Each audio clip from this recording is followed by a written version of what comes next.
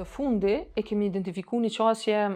thellësisht problematike të më në trajtimin e këtyre rasteve, sepse ka çështje që kanë përfunduar me vendim pozitiv në gjykatë shkallës parë, po që ende po presin shqyrtimin e ankesës në gjykatë të apelit. Ndërkohë kemi raste tjera që janë vendosur ndoshta edhe pas këtyre që ju referova tash, po që tash janë ekzekutuar në tërësi, për shkak se Ministria e Punës, Financave dhe Transfereve nuk ka ushtruar ankesë, domethënë përmes avokaturës shtetërore. Dhe si rezultat, palët e kanë realizuar drejtën e tyre mbas gjykimit shkallës parë, e kanë përfituar kompenzimin retroaktiv, me kamatë ligjore, në raste të caktuara prej vitit 2016 dhe ju ka njoftë e drejta për përfitimin e 2 pensioneve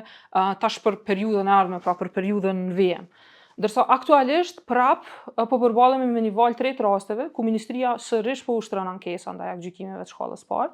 dhe thjesht kjo është një praktikë selektive, është e paqëndrueshme dhe krijon një trajtim të pabarabartë qytetarëve në situata faktike dhe juridike të njëjta.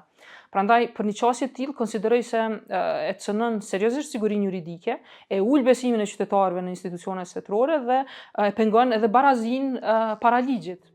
Betimi për drejtësi ka pyetur ministrinë edhe për rastet kur ka ekzekutuar vendimet e shkallës së parë, se në çfarë mënyre është bërë selektimi i qytetarëve, pasi në disa raste ministria vazhdon të bëjë ankesa në apel e supreme e në disa raste jo, por as për këtë nuk ka marrë përgjigje. Në anën tjetër, në përgjigjen e avokaturës shtetërore, thuhet se ankesë do ushtrohen vetëm në rastet kur konsiderohet se kanë të bëjnë me parashkrimin e kërkesës, përndryshe në raste tjera nuk do ushtrohet ankesë. Sipas tyre, avokatura do të veprojë varësisht nga vendimi i parë i gjykatës së apelit. Nëse gjykata e apelit e refuzon ankesën lidhur me afatshmërinë, nuk do të ushtrohet ankesë për lëndë tjera të natyrës së njëjtë. Po shqoni kjo çështje vlerësimit profesional të secilit kolegj, përkatëse gjyqtarët tash nuk më takon si kryetar me hi me interferu në atë pjesë se si do të vendosin, por në aspekt të përgjithshëm më dhon, me qenë se jam edhe gjyqtar, mund të them që me dispozitat ligjore që i zbatojmë aktualisht në ligjet pozitive që i themi, parashkrimi duhet të thirrët ose pala duhet thirrët në parashkrim në gjykatën e shkallës parë ose në instancën e shkallës parë dhe thirrja në këtë fakt në gjykatën e shkallës dytë përkatësisht përmes ankesës nuk është e lejuar, përkatësisht nuk merret për bazë.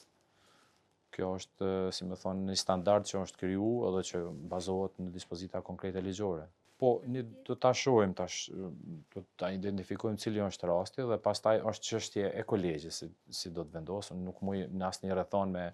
paragjyku ose me prejudiku rastin ose vendosjen e atij rastin nga ana e gjyqtarëve ose kolegjit përkatës, por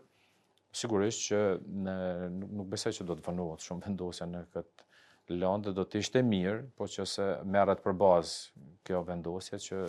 eventualisht në të ardhmen mos parashtrohen ankesa, domethënë në një situatë që dihet veç fundi i tyre.